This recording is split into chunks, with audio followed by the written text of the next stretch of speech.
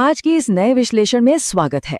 तो बात करते हैं एक ऐसे मैच की जिसने आईपीएल प्लेऑफ की पूरी रेस को ही पलट कर रख दिया है।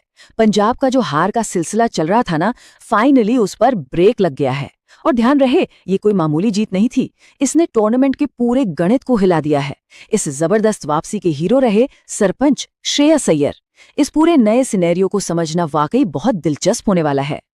चलिए इसमें डिटेल में उतरते हैं और सीधे इस नंबर पर गौर करते हैं, 15।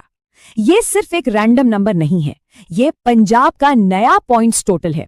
कल का मैच जीतने के बाद पंजाब अब 15 पॉइंट्स पर खड़ी है। इसका सीधा सा मतलब क्या हुआ? यही कि क्वालिफिकेशन के सबसे करीब अब पंजाब की टीम है। जो फायदा कल तक किसी और के पास लग रहा था, वो अचानक से पंजाब के खाते में आ चुका है। नंबर 1, लखनऊ का टारगेट और इंग्लिश। अब पंजाब की इस ऐतिहासिक वापसी को समझने के लिए पहली पारी को देखते हैं। यहाँ एक बड़ा इंटरेस्टिंग कंट्रास्ट दिखता है। एक तरफ है जोश इंग्लिश, जिन्होंने एक बेहतरीन हाफ सेंचुरी लगाई और लखनऊ की उम्मीदों को जिंदा रखा। लेकिन दूसरी तरफ लखनऊ का बाकी टॉप ऑर्डर पूरी तरह से फ्लॉप रहा। नई ओपनिंग पार्टनरशिप आई, वो भी नहीं चली। Nicholas Pooran fail, Rishabh Pant के बल्ले से भी रन नहीं आए। ये बिल्कुल साफ दिखाता है कि लखनऊ की बैटिंग इंग्लिश पर कितनी ज्यादा डिपेंडेंट थी। वैसे इस कहानी में एक छोटा सा मसालेदार ट्विस्ट भी है। हमें याद ही होगा कि जॉश इंग्लिश पहले पंजाब के लिए ही खेलते थे, फिर ऑक्शन में लखनऊ ने उन्हें लगभग 9 करोड़ रुपए की मोटी रकम देकर खरीद लिया। इस वजह से पंजाब के कई फैंस ने तो उन्हें गद्दार तक कह दिया था। तो ये देखना वाकई मजेदार था कि इंग्लिश अपनी पुरानी टीम के खिलाफ कैसा खेलते हैं, और उन्होंने साबित कर दिया कि जर्सी का रंग बदलने से फॉर्म नहीं बदलता। इस शानदार पारी में आयुष बडोनी ने उनका अच्छा साथ दिया और आखिर में अब्दुल समद की बढ़िया फिनिशिंग की वजह से लखनऊ 196 के एक चैलेंजिंग टोटल तक पहुंच गया। नंबर 2, शुरुआती बॉलिंग और मैच का टेंशन। पंजाब ने अपनी ताकत पर भरोसा किया और चेज करने का फैसला किया, लेकिन शुरुआत ऐसी बिल्कुल नहीं थी जैसी उन्होंने सोची होगी। टेंशन एकदम पीक पर था। पहली ही बॉल पर मोहम्मद शमी ने ऐसी खतरनाक बॉलिंग की कि प्रियांश आउट हो गए, और उसके ठीक बाद शमी ने कूपर कोनोली को भी बोल्ड कर दिया। एक पल के लिए तो लगने लगा था कि भाई आज मोहम्मद शमी ने पंजाब को टूर्नामेंट से बाहर करने का पूरा मूड ही बना लिया है। टीम की शुरुआत पूरी तरह से लड़खड़ा गई थी। नंबर 3, यहाँ से बात आती है अहम बल्लेबाजी साझेदारियों की।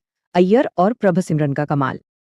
और ये बात बिल्कुल साफ ढंग से दिखाती है कि कैसे एक मजबूत की पार्टनरशिप पूरे मैच का रुख बदल सकती है। अगर इन आंकड़ों पर नजर डाली जाए तो शुरुआती झटकों के बाद एक ठोस पार्टनरशिप की सख्त जरूरत थी, और यही काम किया सरपंच श्रेयस अय्यर और प्रभसिमरन सिंह ने। 197 रन का बड़ा टारगेट था और तीसरे विकेट के लिए इन दोनों ने 140 रन की एक जादुई साझेदारी कर डाली। सबसे कमाल की बात यह है कि ये 140 रन सिर्फ 76 बॉल्स में आए। जब 197 के टारगेट में से 140 रन सिर्फ एक ही पार्टनरशिप से आ जाएं, तो ऑपोजिशन के पास मैच में बचने का कोई रास्ता नहीं बचता। नंबर 4, श्रेयस अय्यर के शतक का इम्पैक्ट। एक लंबी साझेदारी के बाद मैच तो कंट्रोल में आ गया था, पर असली थ्रिलर तो आखिरी पलों में बचा था। श्रेयस अय्यर 97 रन पर खेल रहे थे। दूसरी तरफ पंजाब को जीतने के लिए सिर्फ 1 रन चाहिए था। अब हर किसी के दिमाग में एक ही सवाल चल रहा था, क्या अय्यर अपनी सेंचुरी पूरी कर पाएंगे? अय्यर ने तो जैसे ठान ही लिया था। उन्होंने एक शानदार बाउंड्री लगाई, टीम को जीत दिलाई और उसी एक शॉट से अपना शतक भी पूरा कर लिया। उनके इस शतक के इम्पैक्ट ने अकेले ही लखनऊ के हौसले तोड़ दिए और पूरे स्टेडियम का माहौल बदल दिया। अब जरा इमोशन से हटकर स्टैट्स की बात करते हैं। इस जीत में एक और बहुत बड़ी बात छिपी हुई है। पंजाब ने ये मैच सिर्फ जीता ही नहीं, बल्कि पूरे 2 ओवर बचे रहते इसको खत्म कर दिया। T20 क्रिकेट में 2 ओवर पहले जीतना कोई छोटी बात नहीं है, और इसका सीधा बहुत बड़ा असर पड़ा है पंजाब के नेट रन रेट पर। NRR में इस भारी उछाल ने टूर्नामेंट के बाकी बचे हुए सारे समीकरणों को जड़ से हिलाकर रख दिया है। नंबर 5, क्वालिफिकेशन के नए समीकरण। तो सबसे अहम बात यह है कि इस तेज जीत और नेट रन रेट बूस्ट का असर कोलकाता नाइट राइडर्स पर कैसा पड़ा है। देखिए, केकेआर भी अपना मैच जीतकर 15 पॉइंट्स तक आ सकती है, पर उनका नेट रन रेट पंजाब के मुकाबले काफी कम है। अगर केकेआर को पंजाब को पीछे छोड़ना है तो उन्हें लिटरली कोई चमत्कारी करना पड़ेगा।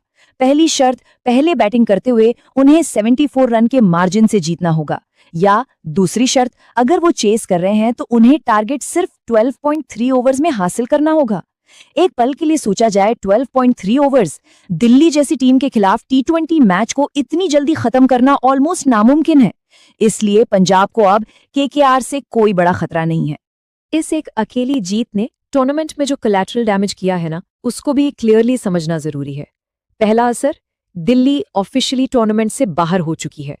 दूसरा, राजस्थान अब 14 पॉइंट्स पर बुरी तरह अटक गई है। राजस्थान को 16 पॉइंट्स तक पहुंचने के लिए अपना आखिरी मैच हर हाल में जीतना होगा, और वो भी कहां? मुंबई के खिलाफ उन्हीं के होम ग्राउंड वानखेड़े में। ये किसी भी टीम के लिए आसान नहीं होता।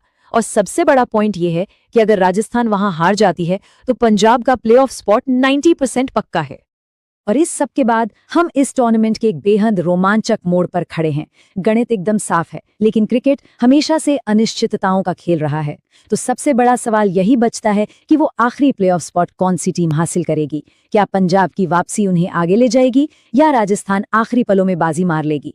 ये वाकई सोचने वाली बात है। और इसी आखिरी सवाल के साथ आज का ये विश्लेषण यहीं खत्म हो